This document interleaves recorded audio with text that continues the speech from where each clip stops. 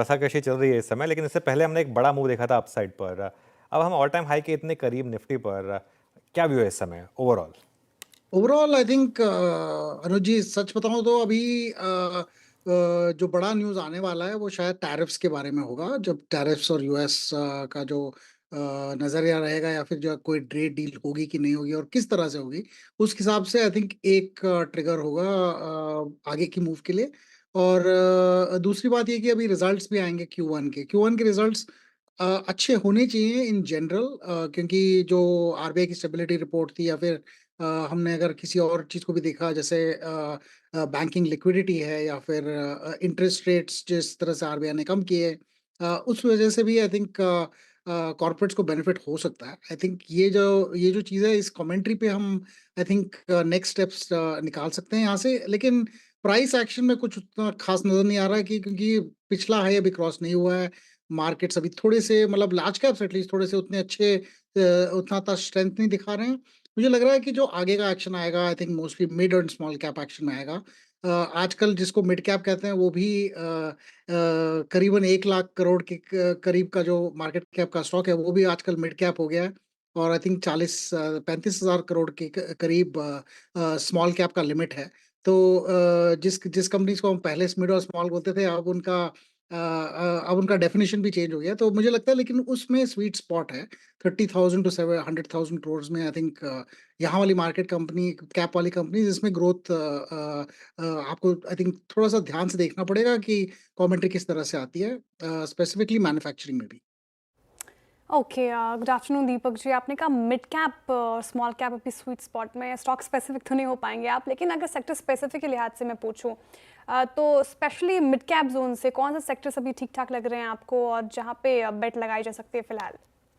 तो I think अभी जो कुछ कंपनीज हैं, दो थीम्स में बताऊंगा। एक तो मैन्युफैक्चरिंग होगी, हाई प्रिसिशन मैन्युफैक्चरिंग। यहाँ पे थोड़ी से डिफेंस कंपनीज भी आती हैं, थोड़ी से कोर मैन्युफैक्चरिंग कंपनीज और ऑटो एंसिलरीज भी आती हैं।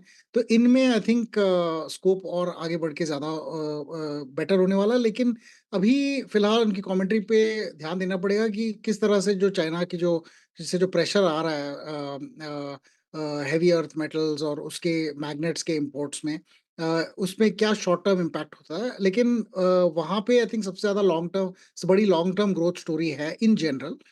दूसरी बात ये, जहाँ पे इंडियन फाइनेंशियलाइजेशन की बात हो रही है, जिस तरह से लोग फाइनेंशियल इंस्ट्रूमेंट्स में इन्वेस्ट कर रहे हैं, इक्विटी हो, चाहे म्यूचुअल फंड्स हो, चाहे इनमें कई कंपनीज हैं जो बेनिफिट कर सकती हैं। चाहे आप एक्सचेंजेस को देख लीजिए, या फिर आरटीएज होंगे, और एसेट मैनेजमेंट कंपनीज होंगी। इसमें मैं ज़रा अपना बायस बताना चाहूँगा कि हम भी एसेट मैनेजमेंट कंपनी ही हैं, तो हमारा वहाँ पे बायस ज़्यादा। लेकिन यहाँ पे जनरली फ्लोज अच्छे रहे हैं लास्ट 3 मंथ्स में, रिटेल से भी।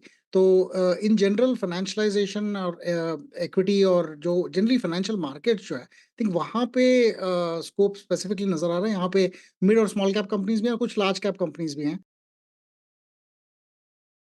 लगातार 4 सेशन से भारतीय बाजारों में एफआईआईज ने सेलिंग की है और आज का आंकड़ा भी कुछ ऐसा ही देखने को मिल रहा है। एफआईआईज ने करीब 1400 करोड़ से ज़्यादा का माल बेचा है और पिछले 4 सेशन की बात करोगे तो आप देख सकते हैं कि ज़बरदस्त सेलिंग का मूड माहौल एफआईआईज की तरफ से है। और सबसे बड़ा कारण भारतीय बाज़ारों में तेज़ी न आने का एफआईआईज है, क्योंकि एफआईआईज जब तक भारतीय बाज़ारों में अच्छी तरह से खरीदारी नहीं करेंगे तब तक कोई भी तेज़ी भारतीय बाज़ारों में अभी भी देखने को नहीं मिल रही है। और एक बार एफआईआईज की यदि बाइंग आती है भारतीय बाज़ारों में तो वो एक ट्रिगर पॉइंट रहेगा, ऑल टाइम हाई भारतीय बाज़ारों में लगता हुआ नज़र आएगा।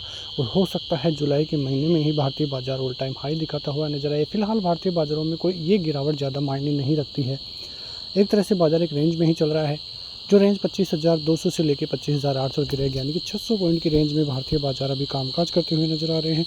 और जब भी ये रेंज टूटेगी तो आपको एक नया ही तेज़ी का जो मूड माहौल है वो बनता हुआ दिखाई देगा। फिलहाल अच्छी खासी तेज़ी के साथ भारतीय बाजार 25,400 के ऊपर की क्लोजिंग है। कल यदि 25,550 ऊपर की तरफ टूटता है तो 25,800 की रैली देखने को मिल सकती है। सपोर्ट जोन अच्छा खासा अभी भी भारतीय बाज़ारों में 25,200 का एक इम्पोर्टेंट और बड़ा सपोर्ट जोन देखने को मिलेगा। फिलहाल जो ट्रेंड ईएमए है यदि वो टूटता है तो दिक्कतें फिर भारतीय बाज़ारों के लिए बढ़ती हुई नज़र आएगी। लेकिन फिलहाल भारतीय बाज़ार अच्छी खासी रणनीति के साथ कामकाज कर रहे हैं। आज का जो आंकड़े हैं वो भी आते हुए दिखाई दिए हैं।